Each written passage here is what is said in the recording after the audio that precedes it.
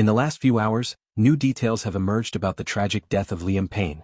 The former One Direction star passed away at the Casa Azul Palermo Hotel in Buenos Aires, Argentina. The heartbreaking story begins with a frantic 911 call made by the hotel manager, Esteban, as the situation spiraled out of control. On that call, Esteban's voice was filled with urgency. He told the 911 operator, "We have a guest drunk with drugs and alcohol. When he is conscious, he is breaking everything in the room." The operator questioned him further, trying to piece together what was happening. Esteban confirmed that the guest had been staying for 3 days, emphasizing the dangerous situation. "I don't know if the guest's life is in danger because he is in a room with a balcony, and we are afraid he could do something that threatens life." Esteban's fear was palpable. He worried that the balcony presented a grave risk, with Liam in such a volatile state. The operator promised that medical help was on the way, but Esteban's request for police support highlighted the seriousness of the situation. He pleaded, "We need someone with urgency because..." But the 911 operator clarified that only the Medical Emergency Attention Service, known as SAME, had been dispatched. Esteban pressed on, concerned that the medical team might not be able to handle the scene alone, especially with Liam under the influence. The urgency in that call is haunting now.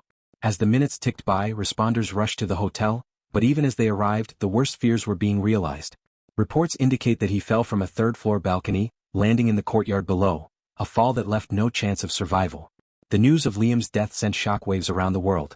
Fans and loved ones were left grappling with the sudden loss.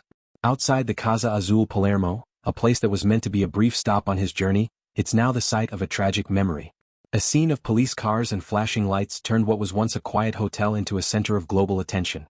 Prime Minister Rishi Sunak's office even released a statement, offering sincere condolences to Liam's family, acknowledging One Direction as one of the biggest bands in history. He called Liam's passing a great loss to the music world, and he promised that the British government was in contact with local Argentine authorities to assist in any way possible. Liam's family also spoke out, releasing their own statement through a spokeswoman, describing their heartbreak. They said, "Liam will forever live in our hearts and we'll remember him for his kind, funny and brave soul." Those words echoed the sentiments of so many who knew him. Tributes poured in from around the world, from former bandmates, friends and fellow artists. Paris Hilton, Jed Ward and Rylan Clark were among the many celebrities who expressed their sorrow on social media. But amid the grief, deeper questions emerged.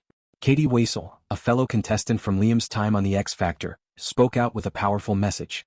She described Liam as "my dear friend, my rock, someone with a pure heart," but she also criticized what she called the systemic neglect within the music industry. According to Katie, Liam's tragic passing served as yet another reminder of how young artists often face intense pressures with little support. Her words were a stark reminder that the struggles Liam faced weren't unique to him. They're a reality for many in the industry. Katie's message resonates deeply with fans who followed Liam's journey, from his time on The X Factor to his rise with One Direction, and through his personal struggles. As she said, "This industry has treated talent like commodities, and the negligence of duty of care has once again led to a heart-wrenching loss." It's a painful reflection on the challenges that come with fame, especially when support systems fail to step in when needed most. Liam leaves behind a 7-year-old son, Bear, from his relationship with Cheryl Tweedy. The loss of a father, a son, a friend, and a beloved artist is being felt in so many ways. Outside the hotel in Buenos Aires, fans have gathered, leaving flowers and candles, sharing stories of how Liam's music touched their lives. It's a scene of quiet mourning, a stark contrast to the chaos of those final moments in the hotel room. A lovely day here in Argentina. Just enjoying coffee and breakfast, even though it's like 1 p.m. We're going to ride some horses. As we look back on Liam's life, the sadness is overwhelming. But his story isn't just about loss. It's about the music he shared with millions, the joy he brought to fans around the world, and the reminder that even those who seem to have everything can be struggling behind closed doors. Thank you for watching. Remember to like, share, and subscribe as we continue to bring you the stories that matter. Let's honor Liam's memory by supporting each other and remembering the importance of looking out for those who might be suffering in silence.